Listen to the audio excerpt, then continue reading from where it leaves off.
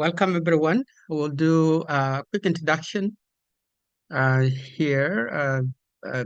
We are four of us or five of us. Four of us are from Immigration Partnership Winnipeg. We're coming from Winnipeg. Some of us are in Winnipeg. I am only here in BC, but we are joining you all on the Zoom. So welcome to our presentation. We appreciate you joining us late during the day if you are at a conference. And also it's 4 p.m. in Winnipeg now, right? So yeah, let's do a quick introduction. I know that there are quite a number of people here. We'll do it quickly, just your name and your community. So I'm Ruben, I'm the Director of Immigration Partnership Winnipeg. Chris. Hello, everyone. My name is Chris Ontong. I'm a project manager for IPW. Carolina. Hello, everyone. My name is Carolina Menezes Zamora, and I also work as a project manager with Immigration Partnership Winnipeg. Adrian. Hello, my name is Adrienne Brefkel. I'm with Immigration Partnership Winnipeg, project manager. Tara, I'm seeing you there. Could you introduce Hi, my name is Tara. I'm with the Pembina Valley Local Immigration Partnership, and I'm based out of Altona, program support. Kevin. And I'm also with PV LIP, Kevin, based out of Winkler. Ruben, can I just say hi to Tara and Kevin, because I worked with them before when I was with the Eastern region. I visited them and they were able to mentor me as well. So good to see you here. Good. Small world. Lara. Hi, my name is Lara. I'm with the Chatham-Kent Local Immigration Partnership. Lucila. Hello, everybody. I'm Lucilla from Vancouver Island. I am with the Immigrant Welcome Center of Campbell River and Kearney in Comox Valley. And Michelle. Hi, my name is Michelle, and I'm also with the Immigrant Welcome Center on North Vancouver Island. Thank you. And Andrew. Hello, everybody from here in Vancouver, as well as you, Ruben, I suppose. My name is Andrew Kemp, and I'm from the South Okanagan Local Immigration Partnership in lovely BC. Anne. Hi, everyone. My name is Anne McLeod. I'm with Immigrant Welcome Center here in North Vancouver Island, also known as MISA. Isumido.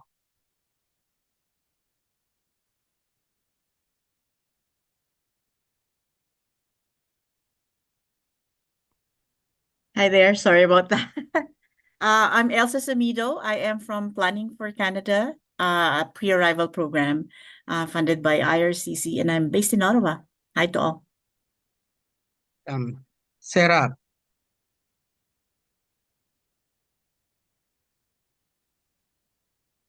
I think Sarah is connecting, I think.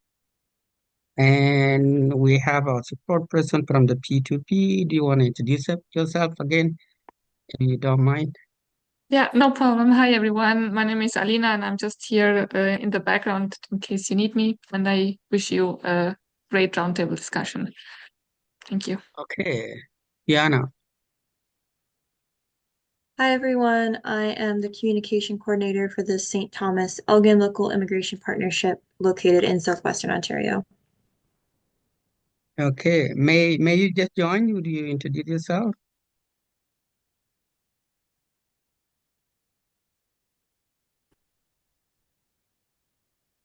Oops, sorry.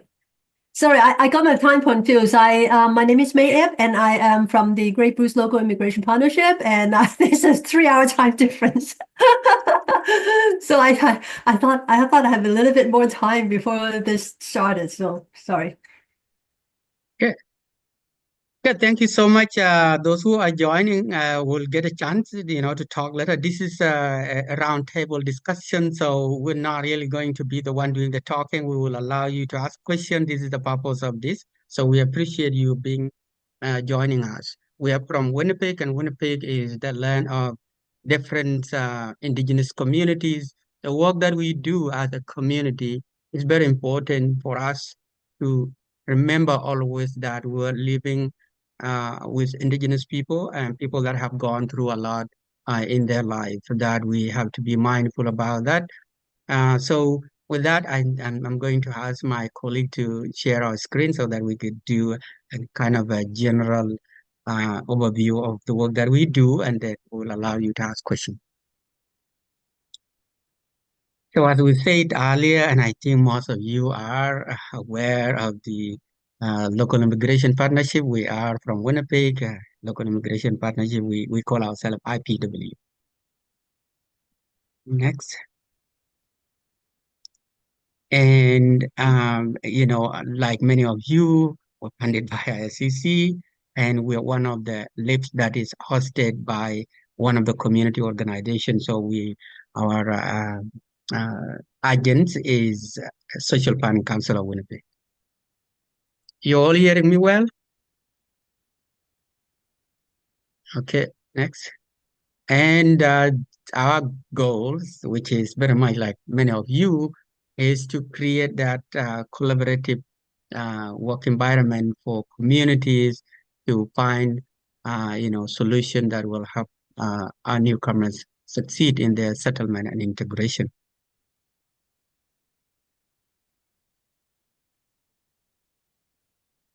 And so in particular, we are an agency that is there to help Winnipeg become more multicultural, inclusive city where people find support that they need and to be able to grow as individual or as families or communities.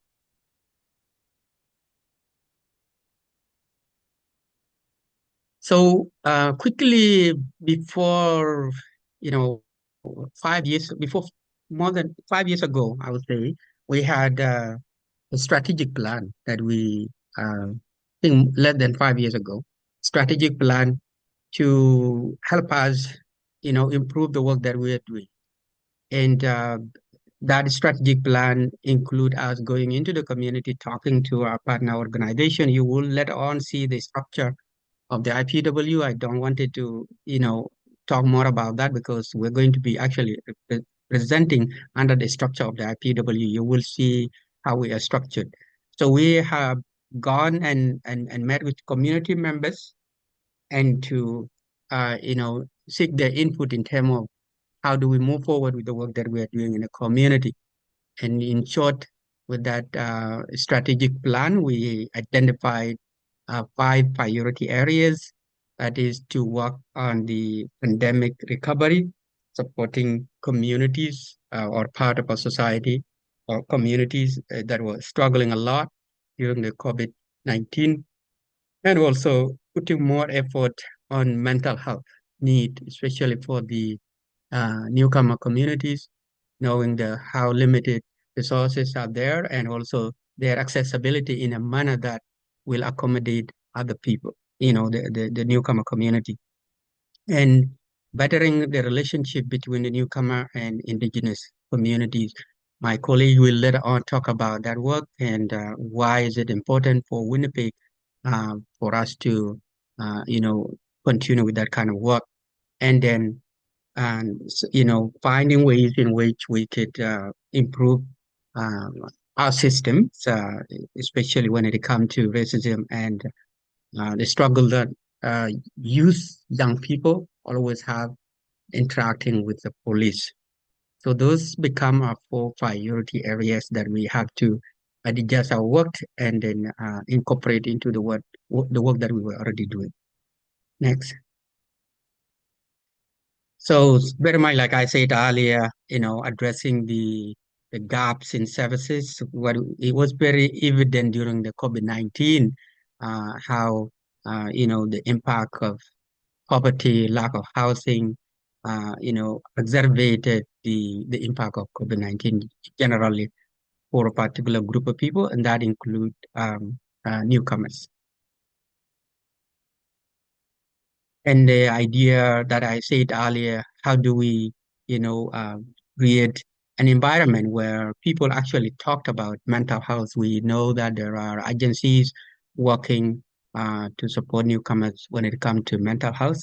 But for us, we wanted to create a forum for community leaders, for ethnocultural leaders, for expertise to be able to join and talk on issues that might not be necessarily discussed always within the ethnocultural communities too, but to support those community leaders who are dealing with a lot, supporting people in their own communities, but that could also like be affected, but struggle a lot on how do they deal with the issues related to mental health with the limited resources that they have. Next.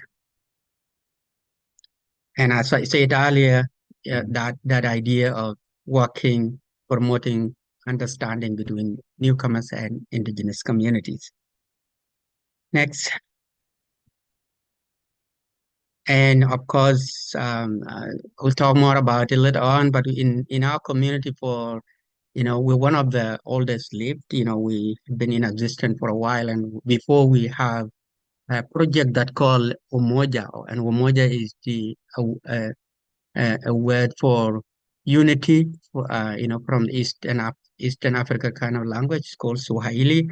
And the idea was to find ways of bringing youth and the leadership of the police together to build relationship. And we did that quite a number of years until the youth came back to us and said, stop this, it's not working. We don't want it to come to, this kind of annual event where people eat and take photos. But when we go on the street, we're not seeing changes in, the attitude and way that the police deal with us. So you got to figure out other way of dealing with, working with, or engaging us with the police. If not, then we are the youth, we're not interested. And on the top of this 5 strategic plan that came out of consultations, we also hired a community researcher to actually strategize on what we call the settlement strategy, looking at the broader issues, not just only from the scope of the IPW, but within the sector, what need to be done. And with that document, we led on. If you could skip this and then move to the second, yeah. The outcome of that strategy plan, recommendation from that, had identified key areas that we have that are on this slide. That idea of collaboration, working together as communities, focusing on different needs of newcomers, especially youth that come with interrupted schooling, and how do we work with school system, and supporting integration when it comes to meaningful job for newcomers and things like that, and then settlement and integration as a whole. So you could go back. Okay. So I think I just kind of summarized that, but if you could go back to the first, the one before the one that we just finished. I think there's something that I just wanted to add there. Yes, there. No. Yeah, there. So recently, because the settlement strategy was done a couple of years ago, so recently we actually went back and tried to scan at the city to see where what has been done in terms of the the applications of the outcome of this strategy plan and what needs to be done moving forward. So a few months ago, we just got a summary of someone who went back and then look at the city to see what has been done and what needs to be done again on the top of that recommendation. And so they came back with 5 kind of ideas in terms of how we need to continue working on that document. That is the idea of focusing on data that is going to be helpful in terms of decision making and informing discussion in the community, working with another organization that called Manitoba-Stronger on the apps that they have started earlier about access to information, and they targeted a number of different languages used by people in Winnipeg, but the recommendation from that is that to scale up that other small languages that sometimes are not talked about, but people from those communities might be struggling accessing information. And then the idea of seeing how if people in Winnipeg could work together, to provide sort of to create sort of an information hub where people will really be provided with general information, as they arrive. And the idea of working and finding ways to make sure that those limited mental health resources that are there are more accessible to people that are already struggling, find a way of gathering that information and make it available to communities in different ways, because sometimes information could be there, but newcomers have difficulties accessing those information. Next. And so, yeah, like I mentioned earlier, quickly we structured, and my colleagues are going to talk on different sector, what we call sector tables. It's a working group in another communities. And so the way we are structured, you're going to see throughout our presentation. So I'm not going to dwell a lot on it, but we have a council that called the Partnership Council, and that comprised of people from different institutions.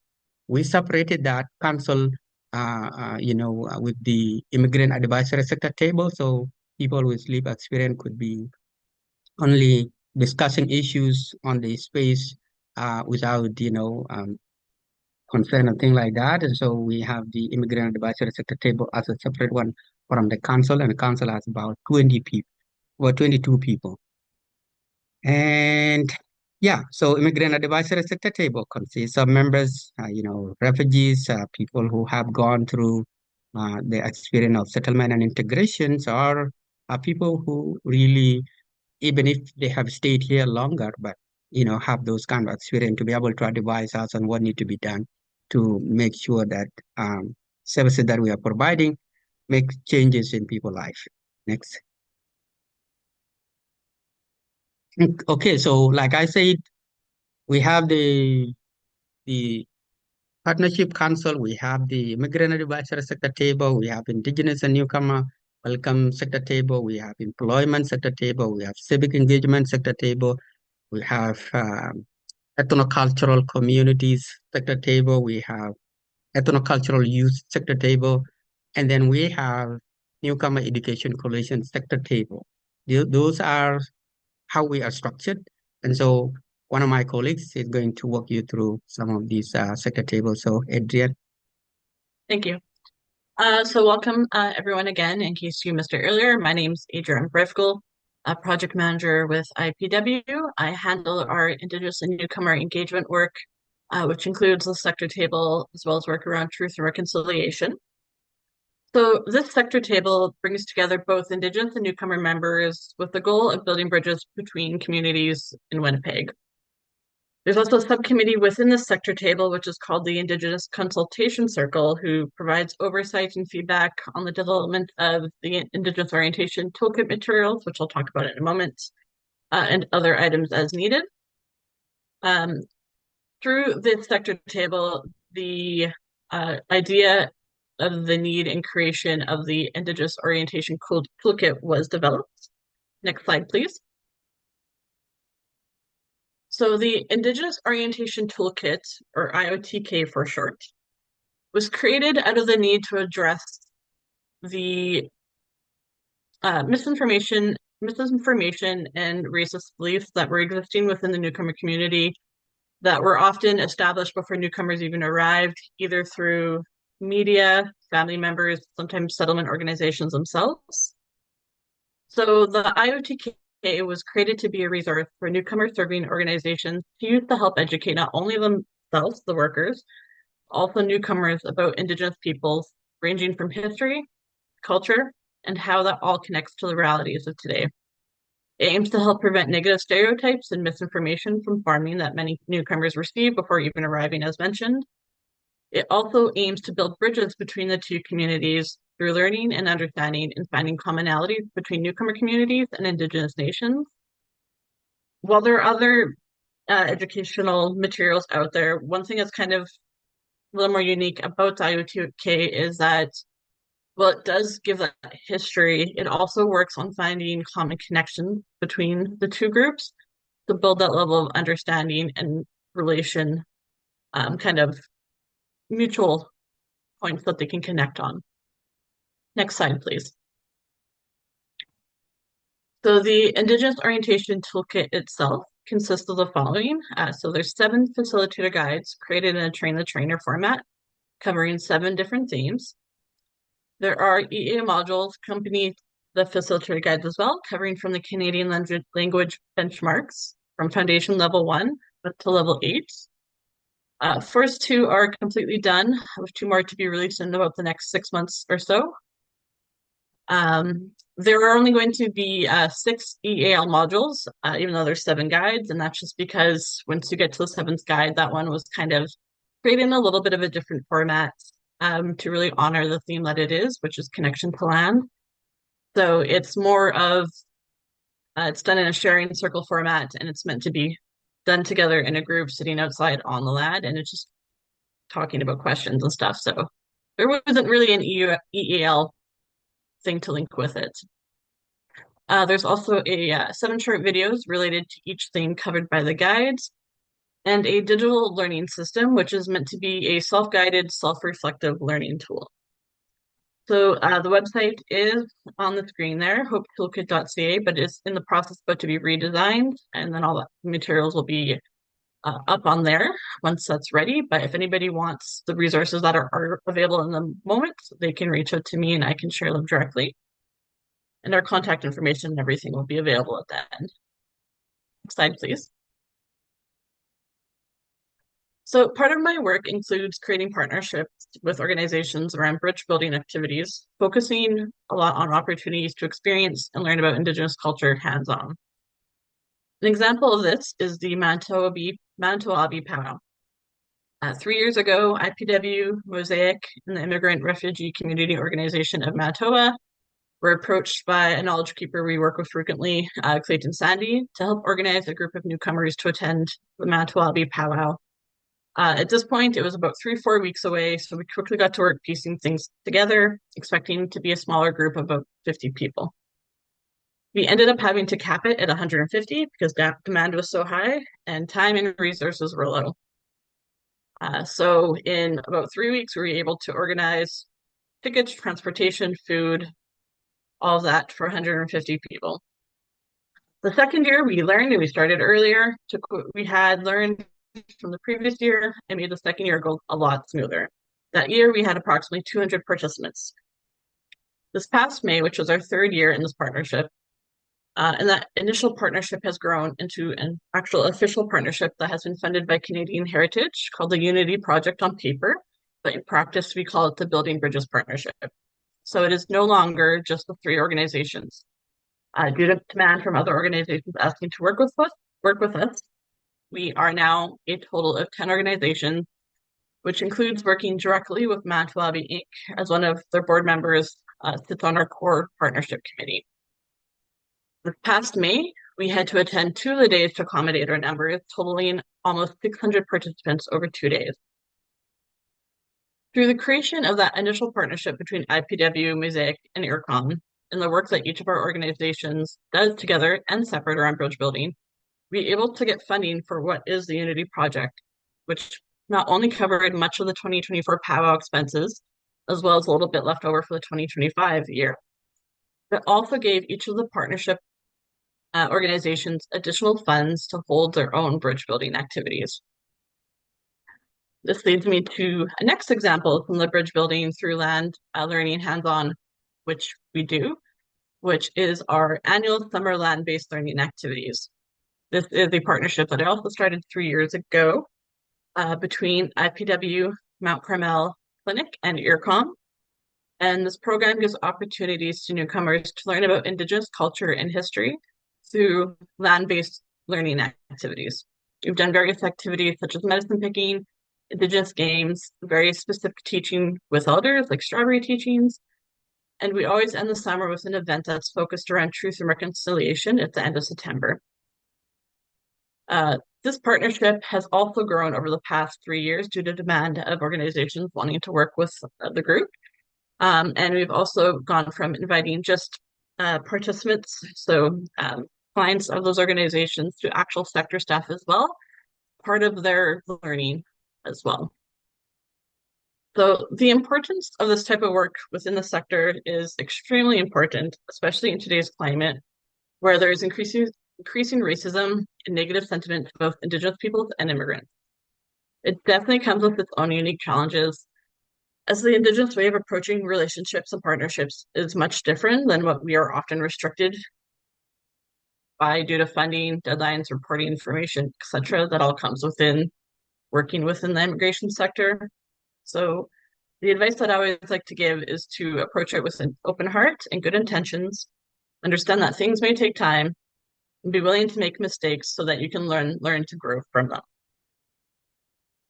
Thank you. Next slide.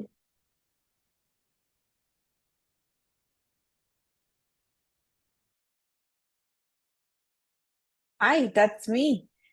Chris, but the next slide is the one that says civic engagement and inclusion. I think you jump on that one. Yes.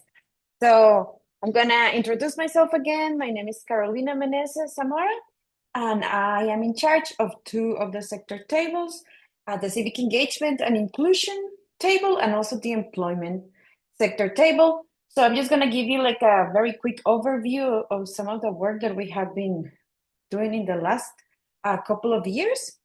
So the civic engagement table is dedicated to raise awareness about civic matters and barriers to inclusion for newcomers and bringing newcomer voices to decision makers. It was through this work that the City of Winnipeg endorsed the Newcomer Welcome and Inclusion Policy in 2019. And I believe that Ruben is going to talk a little bit more specifically about this policy after. And some of the work that we do through this sector table too is advocacy for permanent residents' right to vote. So maybe I'm gonna start by saying that maybe we take for granted, but the sector tables are made of different stakeholders and representatives from different sectors of Winnipeg's society. So as my colleagues have mentioned, we have like people who work on the settlement organizations, people from universities, people from the city of Winnipeg, from government. So different, we really try really hard to have like a pretty good representation in each of our tables. Next slide, please, Chris. So in this case, and all that, in the case of the civic engagement and the employment sector table, the work is directed by the advisory committees that Ruben mentioned before, but also is directed by our own strategic plannings that our members of the table helped create. So basically, it's the people who are in the front lines and the people who are like working with immigrants and newcomers who are kind of like telling us what is that work that we need to do. So one of the work that we do through this table is the Got Citizenship, Go Vote campaign. And this campaign encourages newly minted citizens to exercise their right to vote. And it provides nonpartisan information, resources, and support to empower them to participate in the democratic process and make their voices heard in shaping the community they now call home. So this campaign, it's run every time that there's like an election at the municipal level, provincial level, and also federal. So actually, these days we are working in a collaboration with Elections Canada for the federal election of 2025. And what we're doing, or what we have been doing, it's delivering the Inspired Democracy workshop that Election Canada created, which basically what they look is to increase the participation or different populations that they have identified as not being very involved in the electoral process. So our workshops are aimed, focused on like new Canadians and also like youth, women, and seniors, who are some of the populations that normally do not participate so far. So these toolkits or workshops, they're based on 3 topics. So the first one is how to become a candidate, and then how to work during the federal election. That is, we have having conversations with different communities, community members and organizations. This seems to be something that people are very interested in, like learning how can you get like a part-time job during the election. So we have been delivering those workshops. And once the election gets closer, we will also be delivering their toolkit on how to vote, how to register, etc. Because that also seems to be one of the barriers for people to actually go and vote. They don't know how to register and what's the process.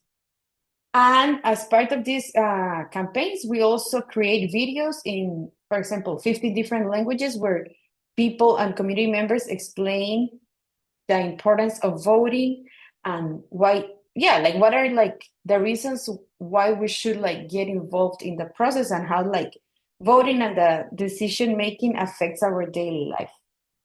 Next one, Chris, please. And as part of my job with the Civic Engagement Table, I also support the Anti-Racism in Sport campaign.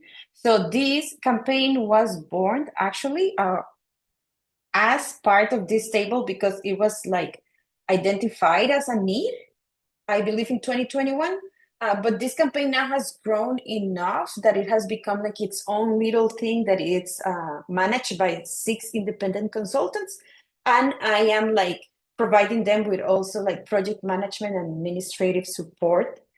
And this campaign seeks to address, disrupt, and eliminate racism and discrimination in sport experienced by First Nations, Métis, Inuit, Black, racialized, and religious minority communities in Winnipeg, and also seeks to help people identify and disrupt all forms of racism through multiple activities that includes research, school presentations, stakeholder trainings, a public awareness campaign, and an anti-racism in sport accord.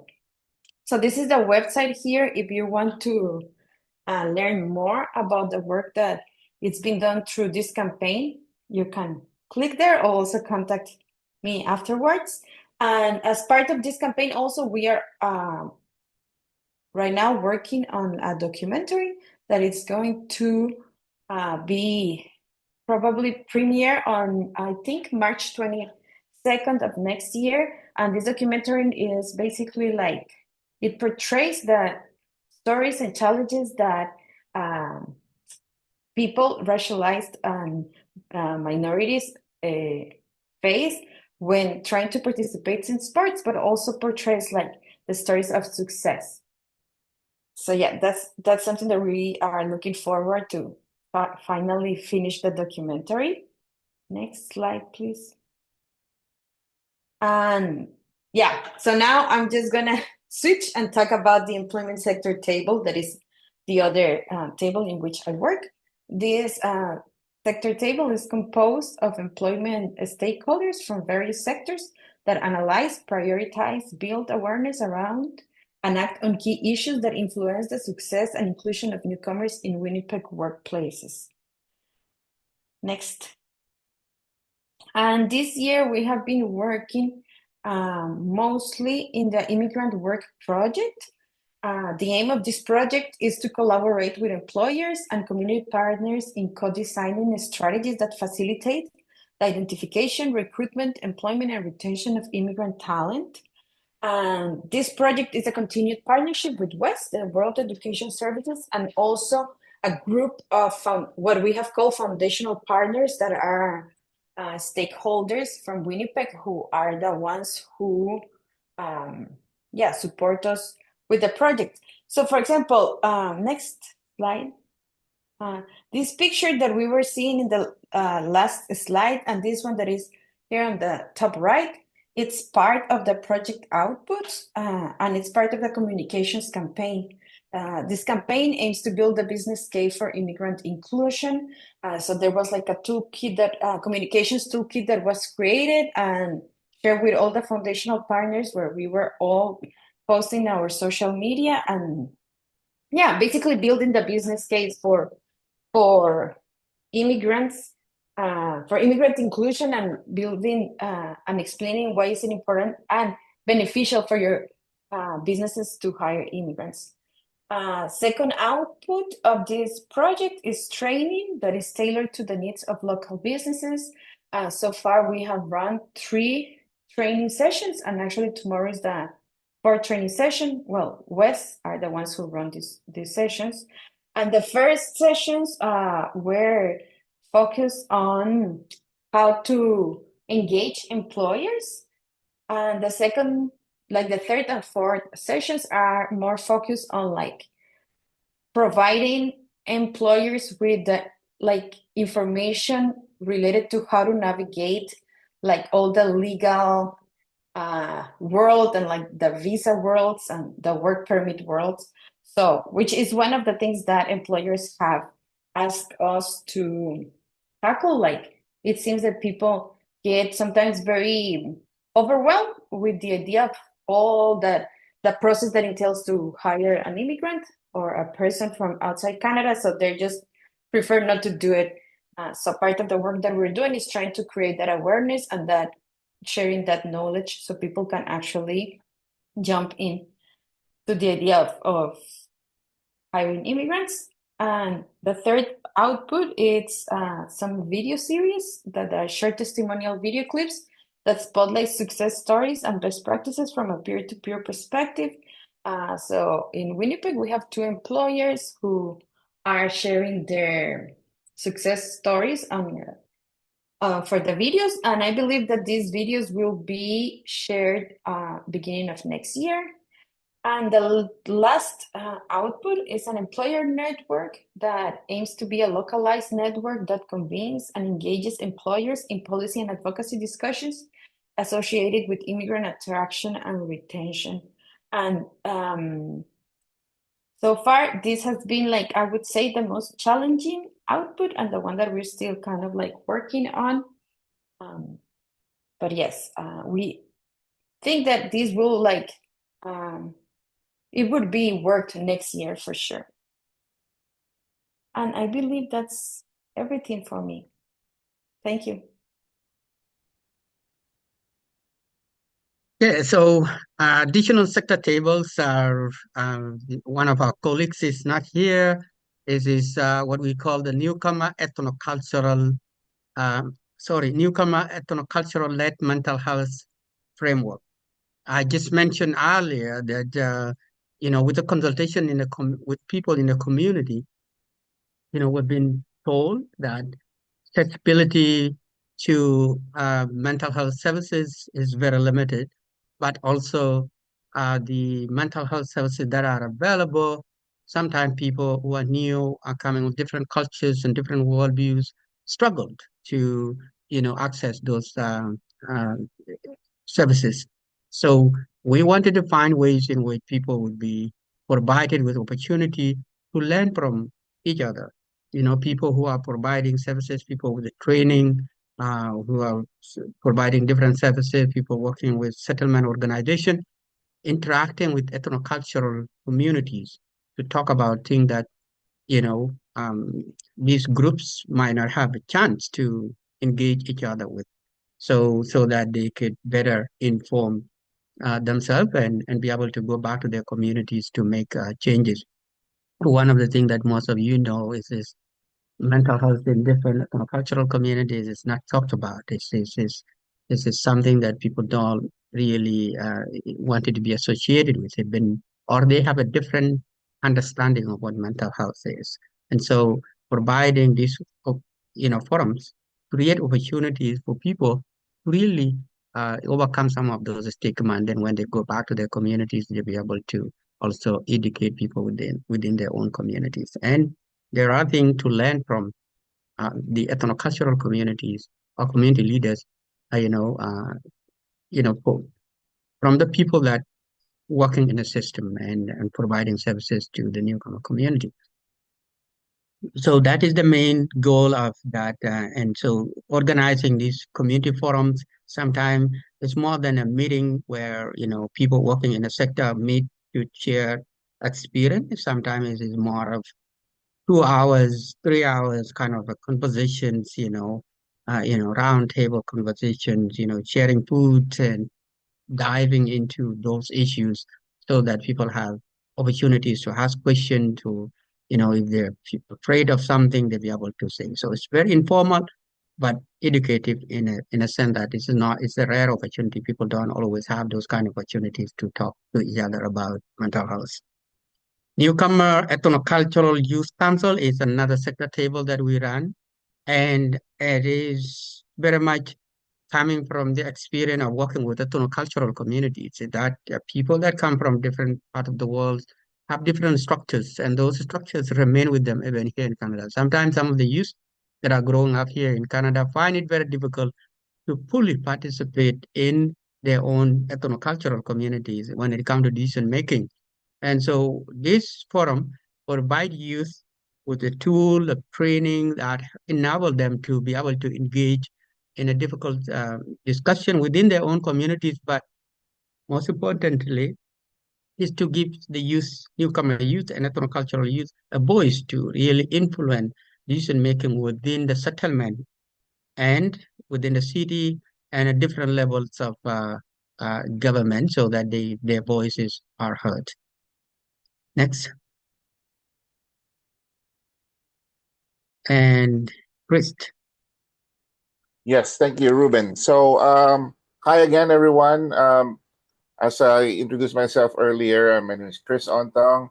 As project manager for IPW, I help look after the different ethnocultural groups that are based in Winnipeg. Now, within that large group of different ethnocultural groups, there is a coalition of different ethnocultural organizations, and they represent ECCM, or the Ethnocultural Council of Manitoba. So that is their logo right there. The Chris, website I'm sorry address right to there. interrupt. I don't think you're sharing the presentation, so we're not seeing the PowerPoint. Oh, you're not seeing it? I am seeing it. I'm seeing it. I can also so see maybe it. it's me. I'm sorry, then it's me. Interesting. Yeah, go ahead. Go ahead, Everything Chris. Sorry okay? about that. Yeah, No, go it's all ahead. good. It's all good. Are you able to see it now, or? No, but it's okay. Don't Oh, worry. okay. All right. So yeah, as I was saying, so you can see the URL right there for the website of ECCM, and that QR code will take you to the ECCM website. So these are the objectives of ECCM. They want to basically amplify the voice of the different the multicultural community in Winnipeg.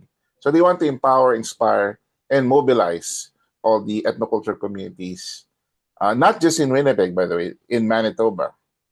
And right now they have 33 member organizations. Now let me just share what you're gonna see there if you follow that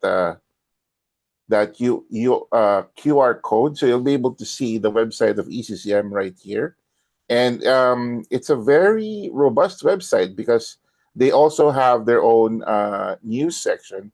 It's under events. When you go to events, it's you'll be able to see all the different activities that they've been. Oh, it's under resources. My mistake there. You'll be able to see the different activities that they've had. And recently, earlier this month, they've had their annual women's event. This year, they entitled it "Let's Dream Together." It's a visioning exercise. But more about that later. Let me just go back to this slide here. So apart from that, they want to also build a stronger collective voice, so that when they advocate for a certain policy that supports the multicultural community, they'll be able to influence the policymakers. And of course, they want the city. They're after being to successfully integrate. So they want to enrich the multicultural society and live peacefully. Supporting economic and cultural integration is also one of their objectives. And as we all know, the different ethnocultural groups have, they encounter common issues. And coming from a small LIP, which was the Eastern Region Immigration Partnership, we know that all those common issues have something to do with employment, education, and receiving the necessary social and health services. So this is just scaled up now to look at the province. So ECCM has 3 major activities or events in a year, and they usually happen like from the latter half of the year. And one of them is oh, sorry.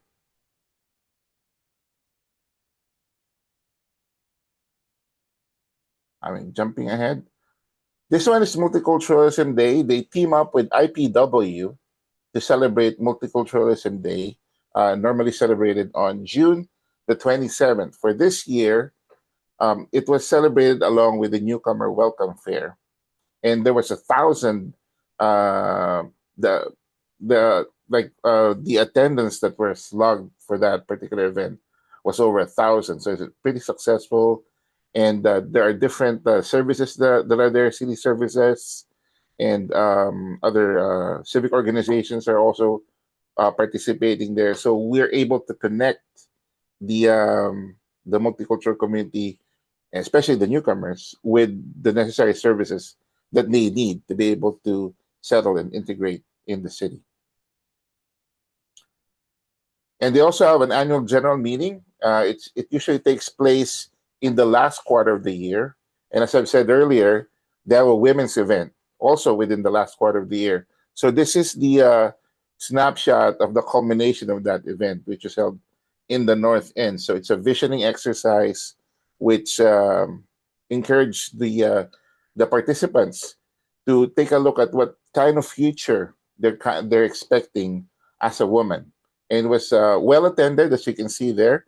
The target attendance was around 150, and there were 115 who were able to make it to that particular event. So, and we were also able to update the contact list for the different ethnocultural communities who participated, which is one of the major challenges of keeping track with so many different ethnocultural organizations. As I've said, there are 33 member organizations that we're trying to look after throughout. And then finally, they have the Stronger Together dinner. And for the past couple of years, this has been taking place always at the Canada Inn's Polo Park.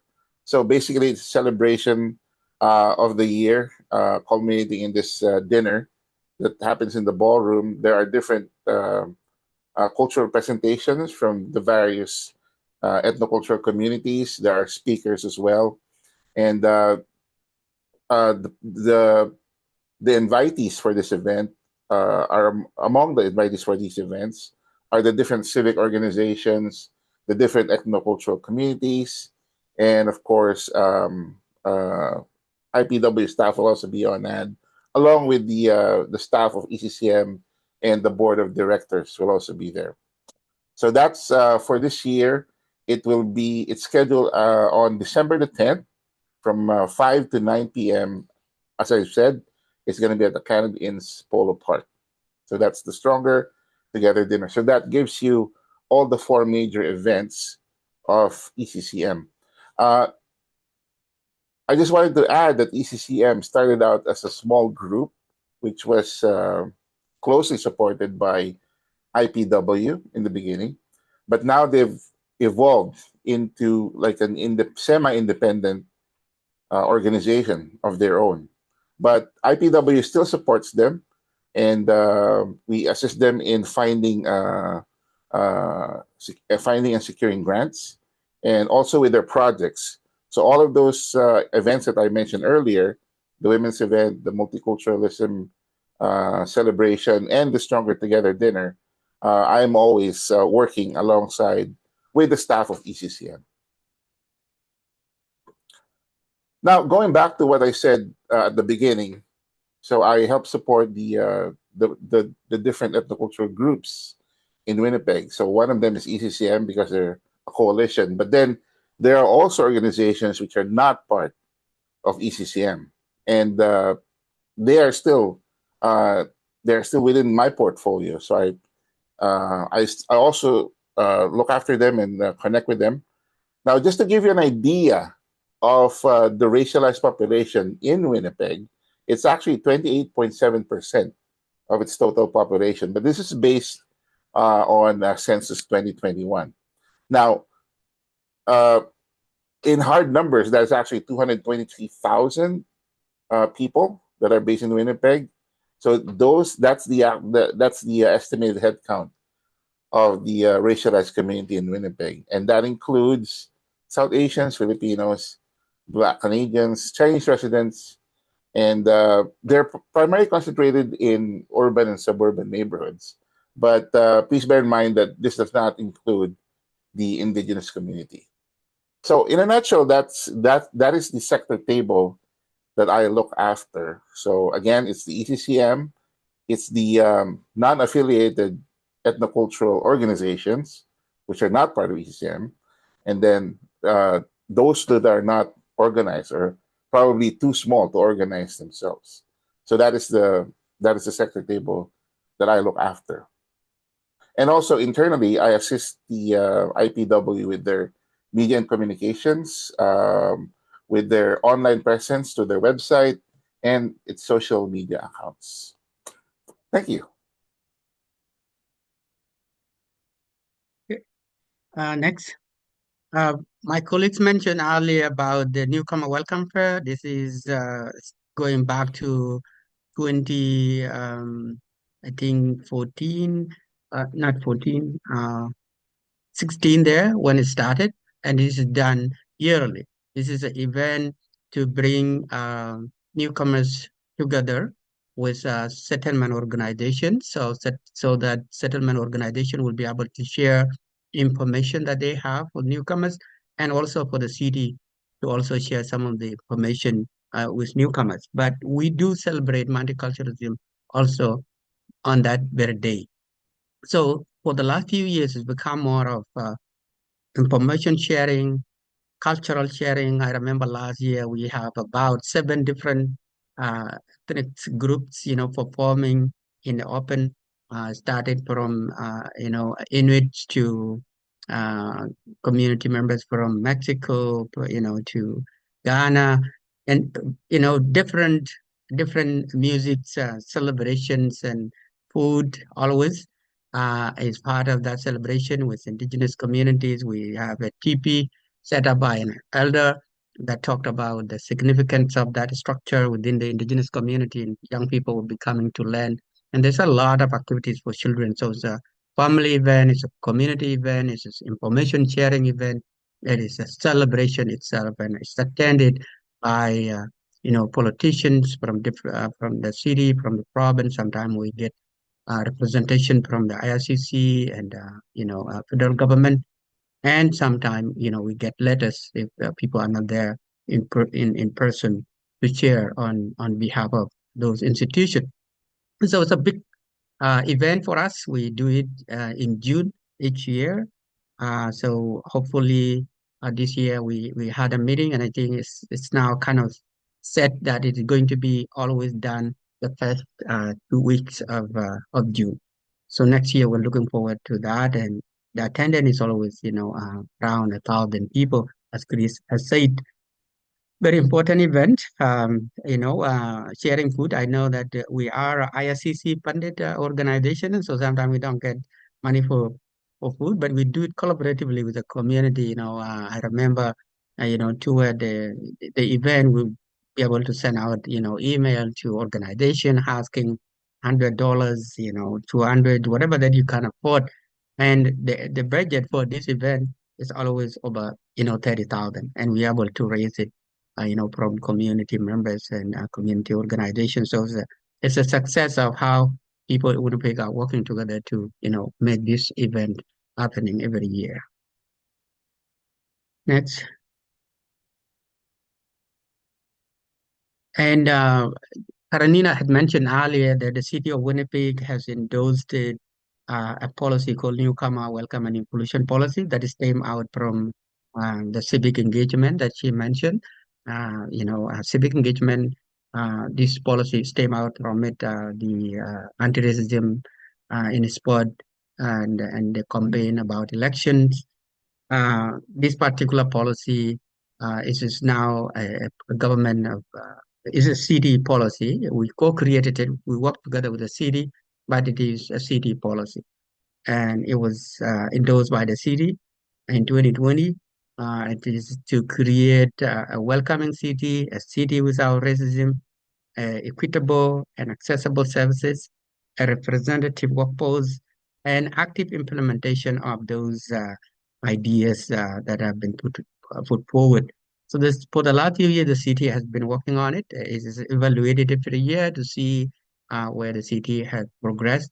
As we know, it's a government. Sometimes when the government changes, there is always a struggle in terms of the implementation of a policy like that because we're working with different uh, department within the city of Winnipeg, the Equity and Inclusion Department, and we're working closely also with another department that has been championing the implementation of this policy.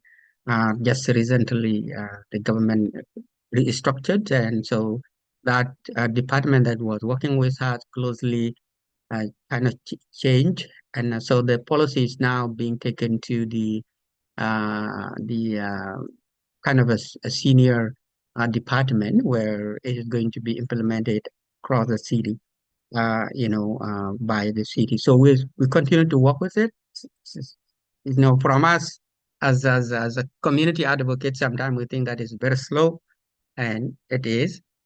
We this year we got disappointed with the allocation of the budget that this particular policy and poverty reduction policy, uh, you know, um, appear to us that they were neglected by uh, the city when it come to the allocation of resources. Because you can't have a document like this, but if there are no resources that go with it, then the implementation become a problem.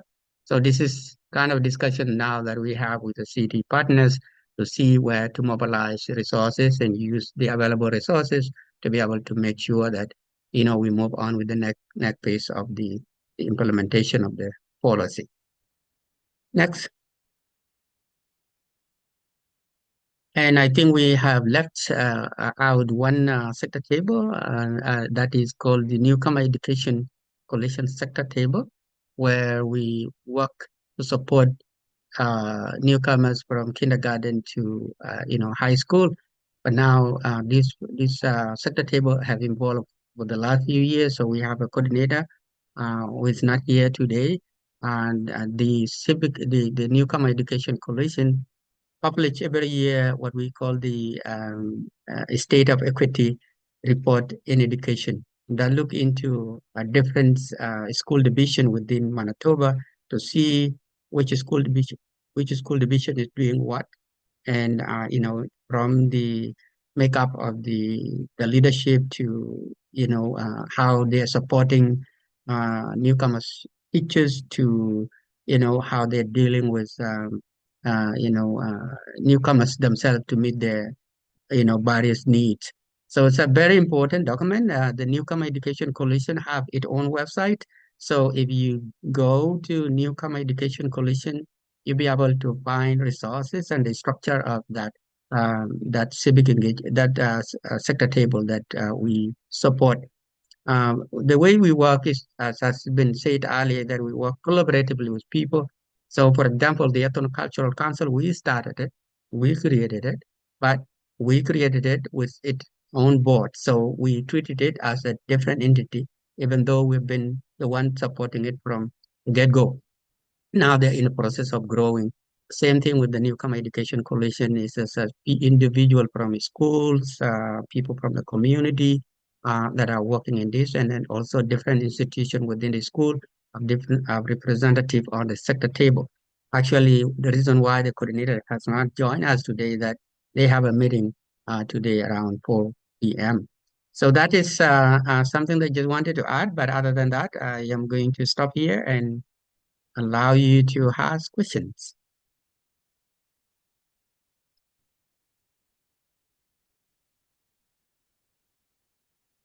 Ruben, oh yeah, go ahead.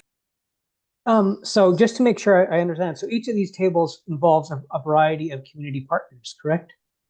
Yes. How do you sustain active engagement of all your partners?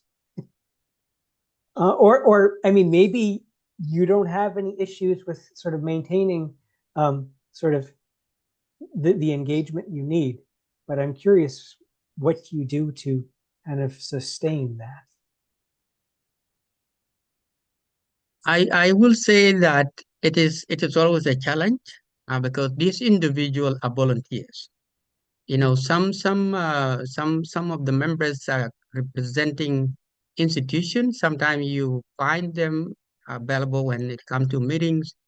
There are individuals that are really doing this on their own because they see these sector tables as a places for them to make changes.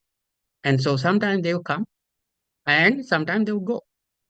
And what we do, and this is something that we do when we are hiring our project managers, is that this is not an easy job. This is a difficult one. And this is also based on relationship. This is going to be the project manager of each sector table have more roles to play, and that is to understand the sector table.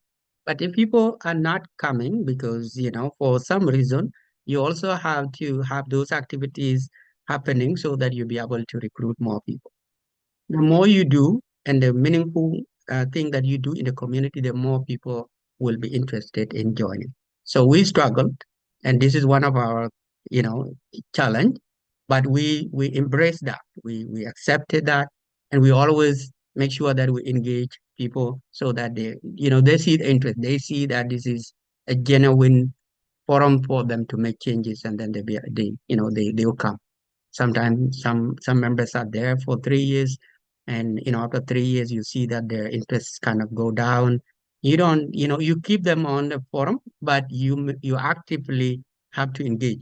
We report these numbers to IRCC, so we have to make sure that people are there. And as has been said earlier, these sector tables, some of them have to meet 4 times a year, and some of them do meet more than 4 times a year and do engage in a number of activities that are happening throughout at IPW. Can I also add something there, Ruben, for Kevin?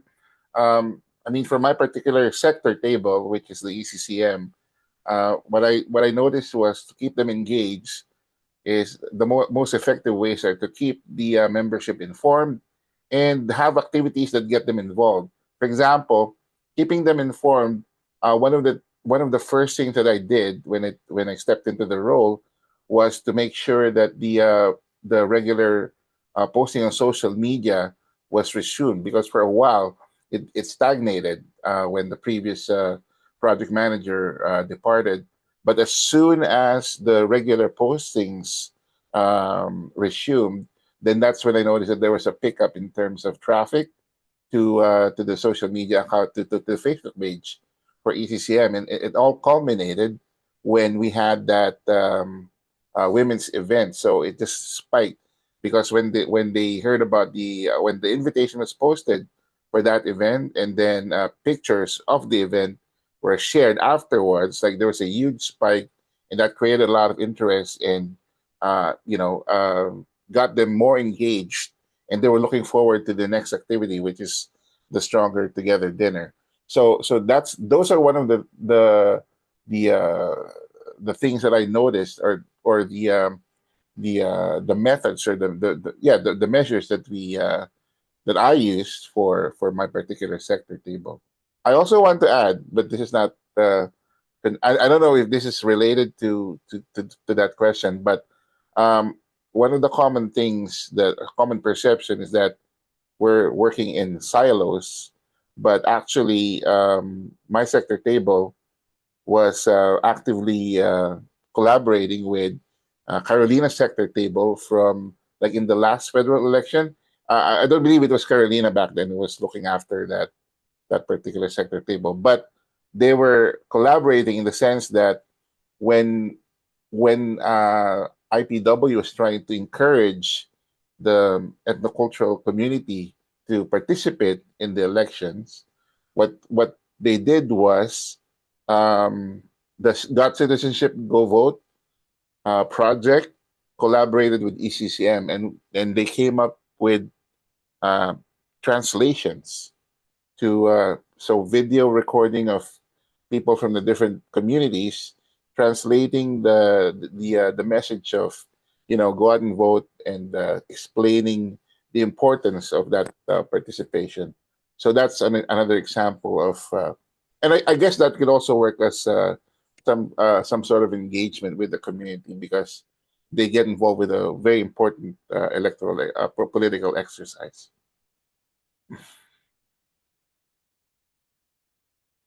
See, there any question online, and then raise your hand or raise your voice if I'm not able to see your hand if you have a questions. Hi, it's May Ip, the one who came late.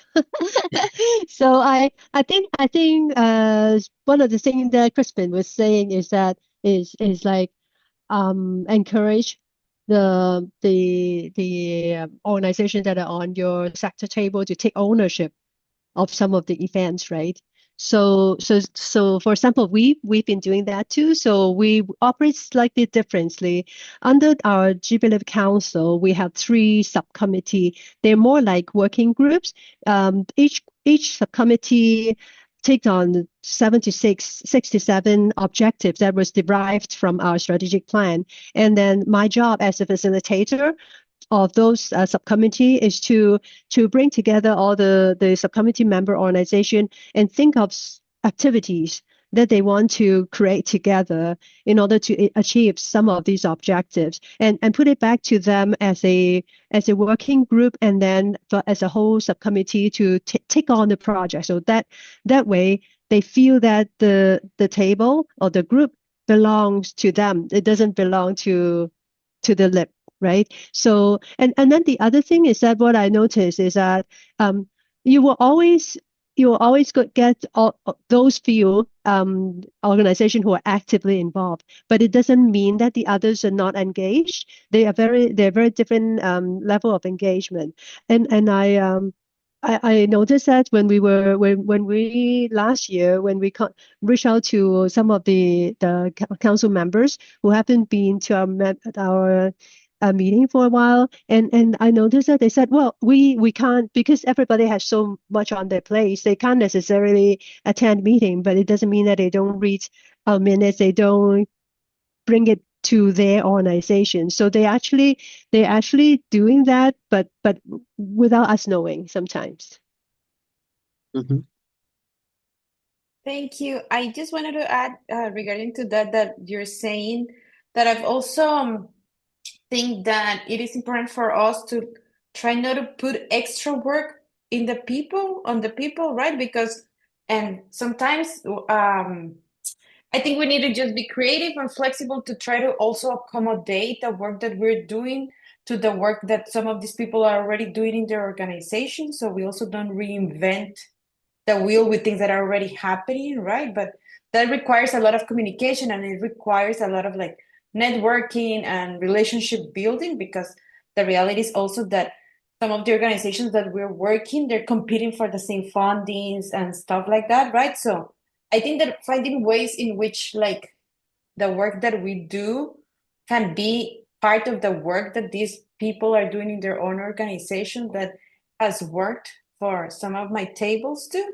And the other thing that I always tried is to also get involved in other people's activities, right? Because that also creates like a feeling of reciprocity, right? Like, so all these activities some of these activities that we're talking about, they're not only organized by IPW, but they're like a collaboration between different organizations and agencies, right? But those who are organized by exclusively IPW are few. But I feel that I'm always also trying to get involved in other people's activities. So there's also that feeling of reciprocity that I think at the end of the day is beneficial for all the parts.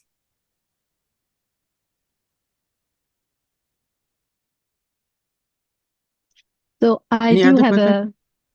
I do have a question about building relationship with the Indigenous community. So based on your presentation, the Winnipeg Lib has a great relationship with the Indigenous community, but I just want to learn like the challenges that you had when you first tried to build a relationship, and how did you overcome that? Yeah, it's there's definitely lots of challenges. That when it comes to doing this work, just in general, because you're approaching, oh, I'm from a settlement immigration organization, you're trying to build relationships with an indigenous community or an organization.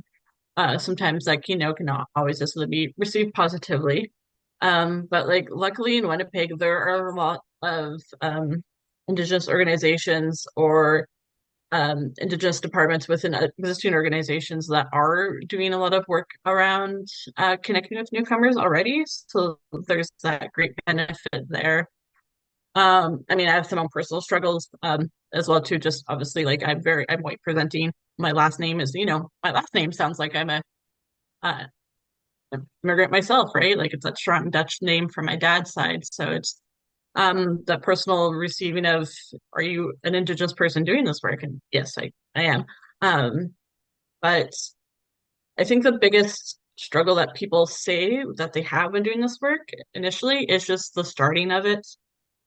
And it's really when it simply just comes down to reaching out, saying hello, starting that initial conversation, inviting somebody for a cup of coffee with no intentions of anything other than just getting to know that person or that organization, not have anything in your mind yet or like things you want to do, because that kind of has to happen organically from the relationship that you start.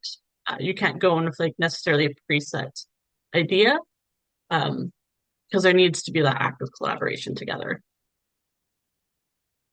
Does that help? Any other questions?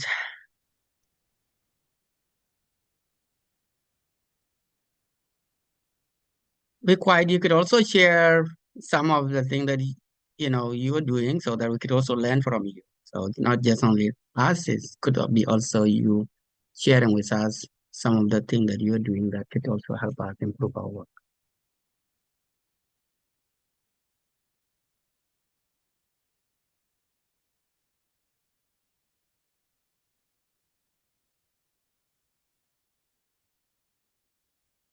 While you're thinking about the questions, I think it's one of the few things that I just wanted to add is that Adrian has already highlighted it, is that relationship. I remember when this sector table was started, that uh, you know, the person who really get us connected more with Indigenous community had to appreciate that openness and connections, so that to be able to see that we're genuine about what we wanted to do, and we're learning. There's no a newcomer organization that would do this kind of work if there's no buy-in from the Indigenous community. It has to be opportunity for us to learn. And then when we're learning, we could also like collaborate with Indigenous people and then say that, we have a community that we work with that need to learn. And what can we do? What could we say? How could we approach this? So there are advice and material that they want us to share, and then we share those ones. But make sure that we continue with this kind of relationship. Sometimes also Indigenous people are overwhelmed. They are working, supporting their communities. And sometimes for us as newcomers community, when we have project, we do think that we want to get it implemented. We want to get it implemented, and we want to work with Indigenous people. We wanted to go, considering that they it's important for us, but that might not be important for them. It's not a priority for them. So we have to really find somebody with energy and who think that this is important, and then we work with them. And if the other people do not have that time, then we have to appreciate that they have other priorities as we see them.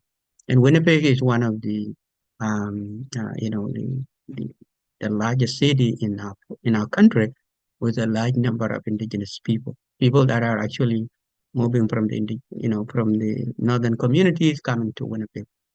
So sharing resources could also like be problems, and then those are some of the things that we really have to consider and appreciate from that community. I'll just add on one last thing before we go. I do know at the time that it is 6. Just to mention what Ruben say that sometimes Indigenous people, they are very busy and at capacity. And that is something I noticed when I first joined the sector 3 years ago, is a lot of the sector was using the same Indigenous knowledge keepers or elders for all of their activities.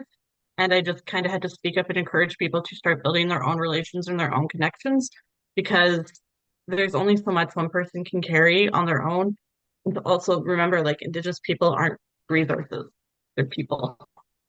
So to keep that in mind, just when you're doing that work as well.